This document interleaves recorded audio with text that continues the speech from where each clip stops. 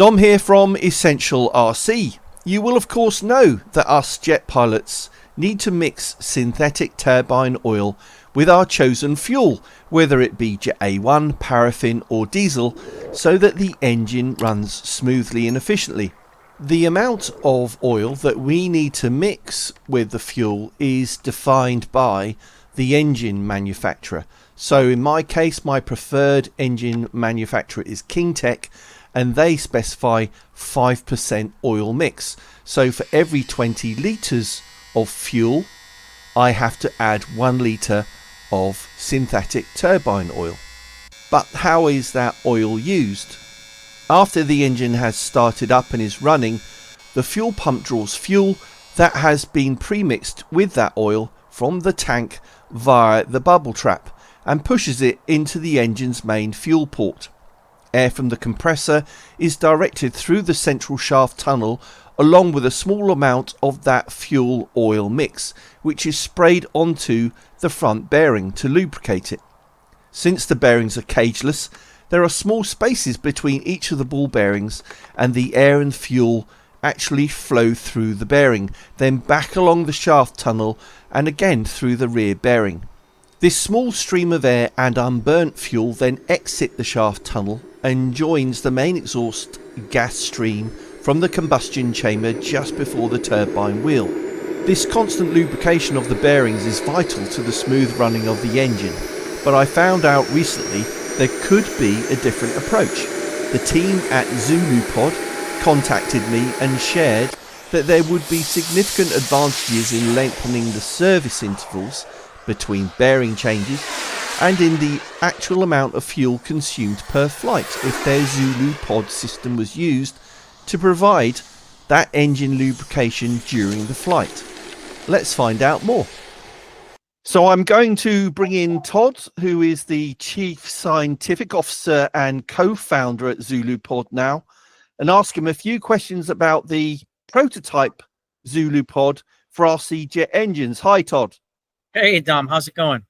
Good, thank you. Thanks for your time. So I've got a short list of questions I'd like to ask you about this exciting development that we've been speaking about over the last few weeks. I hope my first question is really about what inspired the invention of this ZuluPod for RC jet engines. I'm guessing it was from the vast experience you and your team have with lubrication requirements for full-size engines using your other ZuluPod products.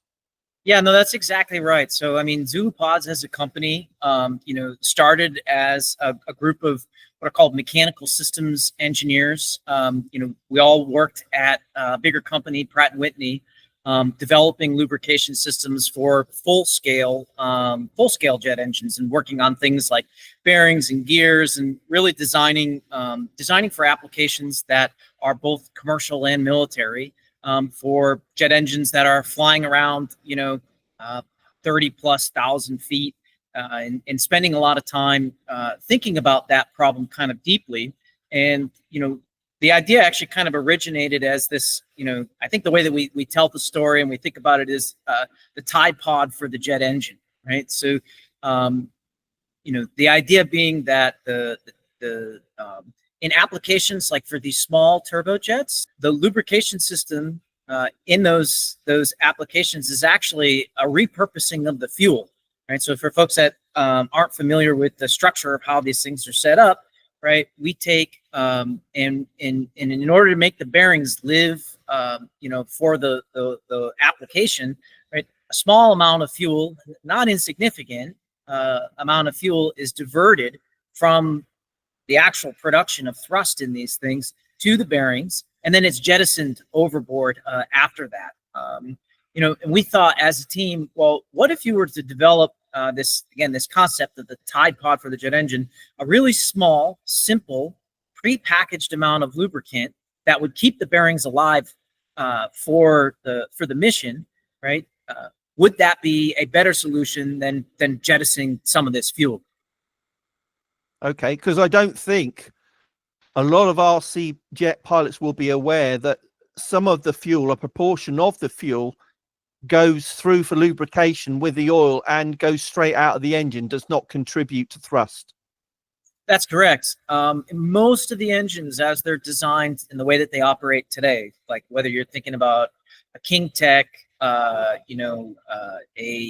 Design Works, all the larger engine manufacturers that people are buying these engines from, the standard design is to take and divert a not insignificant amount of fuel to the bearings. Now, where we sort of our original thinking was to improve the efficiency of these engines, where we sort of had kind of a serendipitous bit of learning is actually that the fuel itself isn't that great of a lubricant. And part of the reason why these engines, you can only run them for 20 hours, let's say, or 25 hours before they need to be overhauled, is because we're using something like fuel as a lubricant for the bearings, but it's not doing that great of a job. And one of the things that the engine manufacturers do is they add oil to the fuel to make it operate a little bit better as a lubricant. While that helps, it still doesn't give the bearing what it really wants to run effectively. And so with a system like what we've designed, we've also found that we can really increase the time between when that overhaul needs to happen, right? When those bearings need to be replaced, right? To the extent that, instead of operating for the period of tens of hours, you can operate for the period of potentially thousands of hours before the bearings need to be replaced with a lubrication system like what we've developed. Okay, thanks. That was going to be my next question, because this would be quite a change for us RC jet pilots. I mix my preferred synthetic turbine oil into 20 litres of fuel at a time in the ratio recommended by the engine manufacturer. So I was going to ask you, what would be, the benefits, the advantages of the Zulu pod system? And you've hit on two there, which would be saving of fuel, because you would effectively have no fuel going through for lubrication and cooling effectively, right? Yep. And then the second one you were saying about the potentially the larger service interval for our engines. So I think it's typically 25 hours, and you're saying that could be much, much longer. That's correct. Yeah. So, one of the ideas here, right, is that the way that the system works, the ZuluPod itself, instead of you can kind of think about the fuel when you mix the oil and the fuel together, right? You sort of are using the fuel as a carrier for the oil to bring it to the bearings, right? Yeah. Our system is using a similar amount of oil to what's getting mixed into the fuel, except we use air to carry it, right? And so if you picture oil in these little droplets, right, marching their way down to the bearings, right, being carried by some medium, right? Fuel is a very expensive way to do that. It also has a negative impact on what's called lubricity, right, or the ability of the thing that you're adding to the bearings to do its job. Another benefit that we haven't maybe touched on here too is just the convenience of having the oil being prepackaged, not needing to mix it and sort of do that like you talked about, right? You have your favorite turbine oil and your favorite fuel, perhaps, right? You know that you have to carefully mix that, and that's an added sort of step. Here we kind of the thinking being that, all right, well, you have sort of this prepackaged amount. It's ready to go. It's very convenient and easy to take and just swap in and out depending on how long you're flying for. Okay. All right. So could you tell me more about this version of the Zulu pod and how it works? Does it need power? Does it have moving parts? How complex is it as a component that we would be adding to the fuel system in an RC jet? Yeah, so as far as engineered systems go, including something like for a small turbojet like this, it's actually a really simple design. It doesn't have any moving parts. It doesn't require any power. As I mentioned, the way that it works is it uses, instead of using fuel to carry the oil, we use air.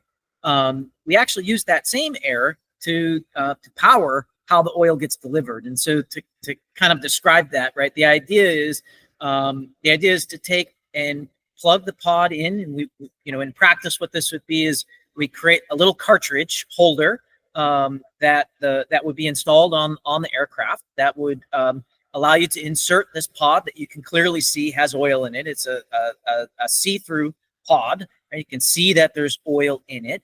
That would feed into, there'll be a plug on the engine that is the compressed air, right? The air that's being driven in the compressor. Now, I don't know, to what level folks will be familiar with the process of how a jet engine works, right? But it basically takes in a lot of air, it compresses that air, creates pressure, right? And then in that compressed state, it injects fuel, combusts that, and then uses that expanding air to extract energy and creates that cycle. What we do is that compressor, you could think about it, we poke a small hole in it. If you think about it like a balloon or something that's under pressure, right? We're not actually poking a small hole. It already exists in the engine, but we take a little bit of that air that's already being pressurized, to work that combustion cycle. Take a little bit of that air, and that pressurizes the pod, and it will, with a really precise design, it will deliver the right amount of oil very consistently as soon as you turn the engine on. So you turn the engine on, it starts building pressure. We know it's building pressure because if you got a flame and the engine is screaming, right, that means that you have pressure, right? Because that's part of the combustion process. We just take a little bit of that air. It turns out it is substantially more efficient for delivering the oil, as well as a much more robust system for the health of the engine. The engine is just happier to run that way. Okay, thanks for that. And I was going to ask, how is the Zulu pod filled with lubricant, the oil? But I think you've answered that as well, where your intention would be to provide it pre-filled. This wouldn't be for the consumer. Me as an RC pilot, I wouldn't be filling it. You would be selling these pre-filled as cartridges for me to put into the holder, into the jet. That's correct. Yeah. So you could picture this like a box full of prepackaged oil cartridges that you may get a couple flights out of, the same time that you might be refilling your gas tank. You would take and check how much oil is left in the pod, and you could swap another one in, and then the pods could be sent back to us or a service provider to be filled. One of the things that we do, and we spend a lot of time working on, is ensuring that the pods are filled with really high quality oil, and that oil, it can be your favorite provider, right? So if you already use a particular type of oil, you could buy the pod prepackaged with whatever type of oil you wanted, and that can be implemented. And then ultimately, what the team here and what Zulu Pods would guarantee is an increased service life or a replacement of your engine. If you can't run your engine for 1,000 hours, we will buy you a new engine. That's a lot longer than the current service interval, that's for sure. Yeah. Okay, great. That leads on to my next question. How would I know when the Zulu pod needed refilling or changing? Just by visible inspection to see how much is left? How do you think that would work? Because I would want to maximize my use of what is in the Zulu pod, but I certainly would not want to run out when it is in flight. Yeah, so I think what we would do for that instance, or the way that it works, is there's, like you said, it is a visual indicator. So the same way that you would manage the fuel in the gas tank, you obviously don't want to run out of fuel either. There would be a gauge on the Zulu pod. Again, you can picture this transparent, prepackaged item filled with oil, that would give you an estimate of how much flight time you have left in any given pod. Okay, understand. How easy is it going to be to integrate the Zulu pod into the engine and fuel system? It really depends on the application. So, we've had applications where it is as simple as, you open the ZuluPod box, and contained within that box is everything that you need in order to, anyone can do it, right? In a matter of 5 minutes, plug in this cartridge holder in the right locations on the engine, and be up and running with the Zulu Pod system within a matter of minutes. So there are examples where it is that simple, and then in some other instances, the engine may need to be a little bit more heavily modified, in which case that could be purchased from an already set up system, could be purchased from ZuluPods, right? So you buy an engine that is configured for the ZuluPod system, guaranteed by us, that would enable you to take and be off and running, and it would work just like when you buy an engine off the shelf from the larger manufacturer of the engine, right? So it comes out of the box with all the instructions, and that would also come with a box of ZuluPods. Understood. Okay. Where are you now with testing this prototype RC version of the Zulu Pod? Yeah, so we are, and again, the history of the company, actually, we didn't start by developing for the RC market. We actually started by developing for much more, let's say, more challenging operating environments, things that are flying at much higher altitudes with much more extreme operating conditions, and going through a certification process that would be more extreme than what the hobbyist might encounter in their application. And so we're actually at the stage of testing at much higher altitude. So we're currently running these pods on engines that are comparable to what the hobbyist might be running, except maybe on steroids, at altitude. So that's the stage that we're at within the product development.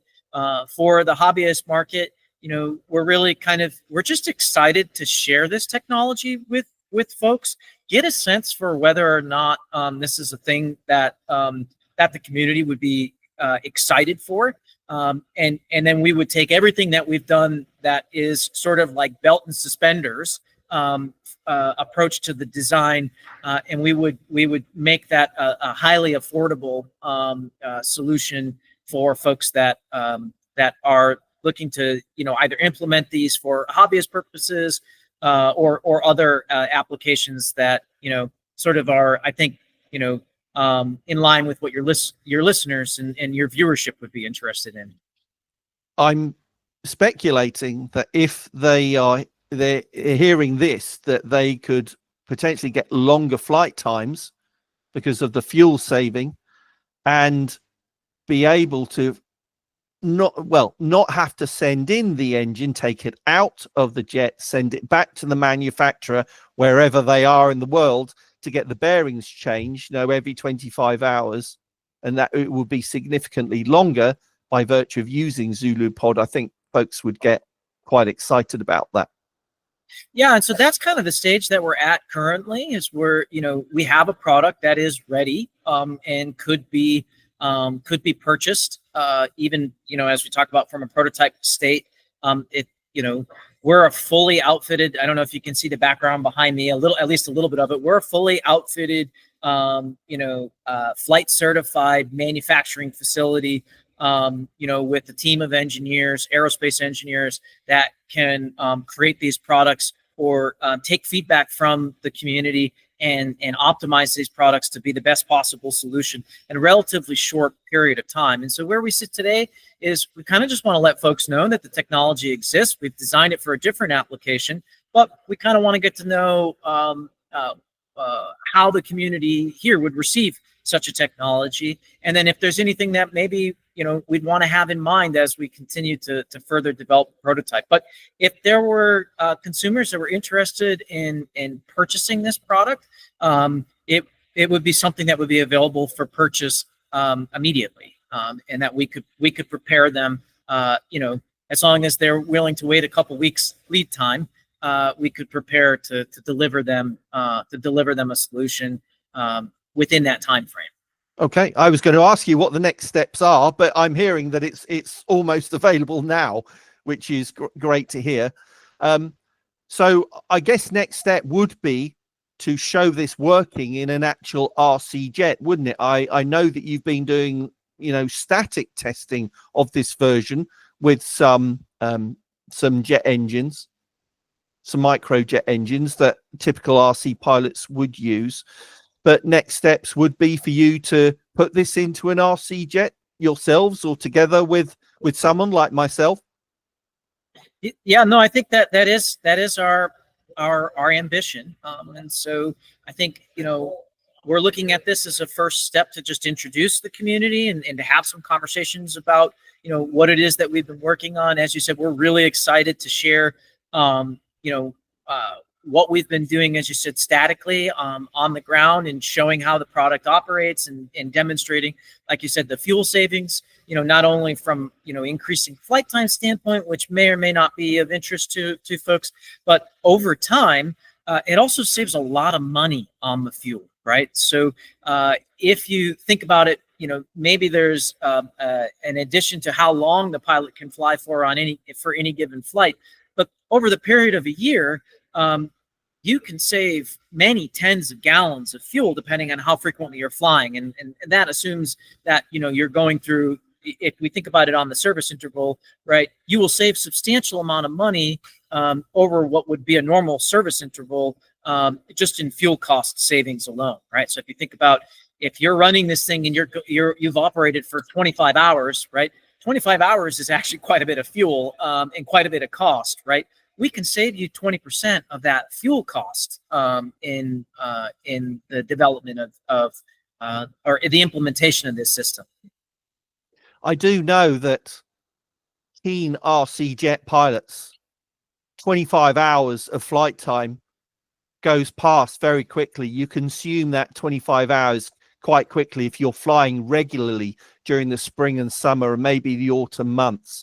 So if they're not having to send back the engine for bearing changes or general maintenance, and maybe once every 2 or 3 years, I think that's a massive advantage. Yeah, I think that's what the pilots will find, is that instead of needing to, especially the folks that are flying very frequently, instead of needing to have these engines overhauled once a season, or maybe even it sounds like a couple times a season, depending on how avid the flyer is, right? They could get multiple seasons out of their engine before that bearing replacement needs to be done, and that really is the thing that's being worked on when you send your engine in for overhaul in that 25-hour period, right? And I think I suspect folks that have spent enough time with these engines, right? You can tell if you're getting close to that, right? You can spin by hand the turbo machinery and see that you're not that you're not getting much more life out of that engine from where it stands. Yeah. And ultimately, what the enthusiasts will see with the ZuluPod system is that they'll be able to turn that shaft freely far beyond the time that the bearings would normally start to get damaged with the ZuluPod system installed. Okay, Todd, thanks for sharing more information about ZuluPod. I think a lot of RC jet pilots are going to be very interested in the benefits that you've been describing, in the way the advantages of using ZuluPod and this new approach to lubrication of the engines over what we do at the moment. I'm sure if viewers out there of this video would like to give feedback or ask questions, then they can do that by dropping comments into the those questions into the comments section below. this video, and I suspect, Todd, you and or members of your team will be able to answer those questions if you've got time to. But otherwise, thanks very much for your time. Really appreciate it. And thanks to everybody out there who's watching this video. If you'd like to learn more, then please subscribe, and we'll be doing more videos in the future about the Zulu Pod system. Thanks again, Todd. Thanks, Tom. Take care.